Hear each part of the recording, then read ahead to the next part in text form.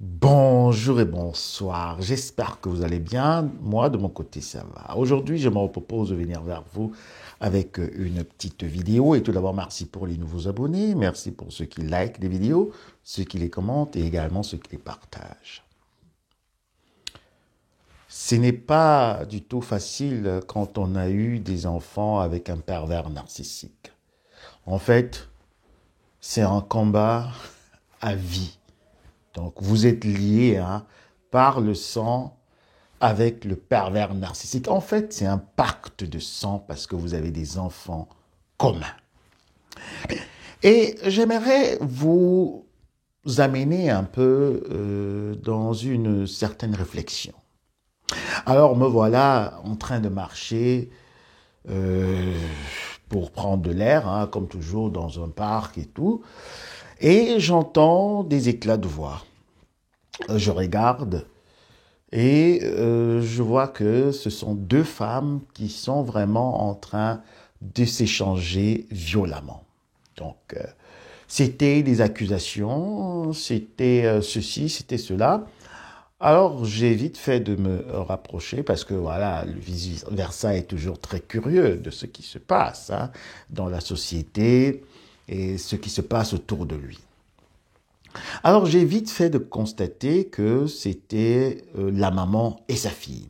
Alors la maman était en fait sur la défensive parce que elle essayait un peu de calmer la fille, qu'elle ne gronde pas et que tout le monde n'entende pas, parce que voilà, il y avait des gens qui étaient déjà aussi vraiment intéressés par cette causerie, qui n'était même plus une causerie, mais qui était déjà vraiment une discussion, un affrontement verbal. Alors la fille était en train d'accuser sa maman. Elle accusait sa maman de l'avoir bloqué l'accès à son papa. Elle disait, maman, tu disais que papa était quelqu'un de toxique. La dernière fois, j'étais chez lui, il était avec sa partenaire et ils m'ont bien reçu. Vraiment, tu as gâché ma vie, tu m'as empêché de voir mon père. C'est toi la sorcière, c'est toi la méchante. Et la maman était vraiment très, je peux dire ici, désaxé parce que, voilà, il y avait ces accusations et il y avait des gens qui écoutaient et le vice-versa était également parmi ces spectateurs. Et la maman, vraiment, elle était dans le désarroi. Elle disait, non, non, non, non, c'est pas vrai, ton papa, il était méchant, mais je n'ai jamais voulu empêcher que tu n'ailles chez lui. Je n'ai jamais, et la fille de retorquer, non, non, non, tu empêchais. Même quand je voulais aller pour les vacances, tu empêchais. Tu disais que c'est un pervers narcissique. Tu disais qu'il est toxique. Tu disais qu'il est ceci. Tu disais qu'il est cela. Et la maman s'est effondrée en pleurs. Et la fille est partie. Et elle a laissé sa maman complètement là, au milieu de rien du tout, de nulle part ailleurs, en train de pleurer. Mais qu'est-ce que je voudrais dire par rapport à cette histoire? Il y a beaucoup de femmes qui ont eu des enfants avec des pervers narcissiques, ou des personnes toxiques, des psychopathes, des schizophrènes, voilà, et j'en passe. Mais on va constater que ces mamans parfois deviennent très surprotectrices. Donc, essayent en fait de sévrer l'enfant de leurs parents soi-disant toxiques. Et pour motif, en fait, c'est de dire, il faudrait que je protège mon enfant de cette personne, de cet ex-partenaire, parce qu'il est dangereux. Mais je voudrais vous dire que ce n'est pas une très bonne chose. Parce que comme vous venez de voir dans cet exemple, dans cette situation, la maman qui croyait protéger sa fille de son père toxique se retrouve maintenant incriminée. Se retrouve maintenant dans une posture de justification. se retrouve maintenant dans une posture où elle est à la défensive, où elle doit justifier pourquoi elle a sevré cette jeune dame de son père. Donc, vous voyez qu'il y a un danger. Ne cherchez pas à protéger vos enfants de leur papa ou de leur maman, si c'est également le cas. Mais nous savons que dans la généralité, ce sont souvent des femmes qui restent avec la garde parfois exclusive de leurs enfants.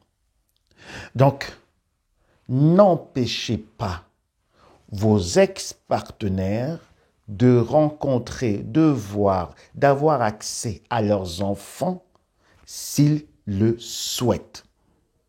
Et évitez de diaboliser vos ex chez vos enfants en disant « il est toxique, elle est toxique, il est dangereux, c'est pour cela que je fais ça, c'est pour cela que je vous protège. » Et quand vous allez voir ce comportement, vous allez comprendre qu'il est également d'abord un comportement d'une personne qui n'est pas sûre d'elle. Hein, parce que quand vous êtes sûr de vous, vous avez la garde exclusive de vos enfants, ou bien vous avez la garde partagée, mais si vous êtes sûr de vous, vous donnez de l'amour, vous avez travaillé sur vos blessures, sur vos failles, alors vous ne pouvez pas avoir peur ou craindre que votre ex manipule les enfants. C'est impossible. Et on voit aussi que dans ce comportement de certains parents, donc d'empêcher que le parent soi-disant toxique puisse rencontrer les enfants, c'est une manière justement aussi de couper les ailes aux enfants et de leur empêcher en fait d'avoir un esprit critique, de pouvoir même développer en fait une analyse saine, parce que les enfants ne sont pas dupes. Quand vous les empêchez de voir une personne soi-disant toxique, alors ils auront vraiment envie de rencontrer cette personne tôt ou tard. Alors là, ne vous inquiétez pas. Ne vous inquiétez pas. Mais si vous mettez ces enfants déjà en contact avec la soi-disant personne toxique, alors ils auront vraiment de la matière à analyser. Ils pourront savoir si ce partenaire est vraiment toxique comme vous le clamez et comme vous le dites.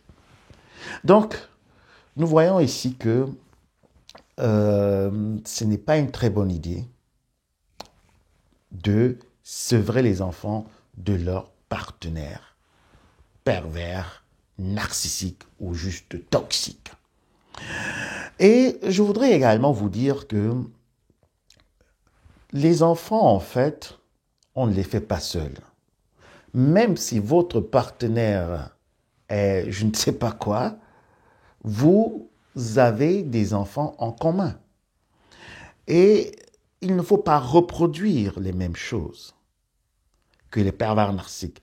Parce que si vous connaissez un peu le modus operandi des mamans pervers narcissiques, c'est justement de couper les ailes à leurs enfants, d'empêcher de voir tel, d'empêcher de voir tel, en disant que non, c'est pour toi que j'ai fait ça. Et cette maman également, dans cet exemple qu'on a pris tout à l'heure, dans cette situation, était en train de dire non, c'est pour sa fille qu'elle faisait ça. C'était pour la protéger. Alors qu'en fait, c'était pour se protéger elle-même parce qu'elle avait encore peur de son ex-partenaire ou bien le père de ses enfants. Donc, vous avez compris maintenant que d'empêcher un ex-partenaire de rencontrer ses enfants, ce n'est pas une très bonne idée parce que ça va vous retomber dessus. Bienvenue sur la chaîne du Psychospirit. Merci pour vos pouces, merci également pour vos commentaires et merci pour ceux qui partagent les vidéos. Je me réjouis de vos commentaires, encore une fois de plus. À très bientôt, bisous, bye.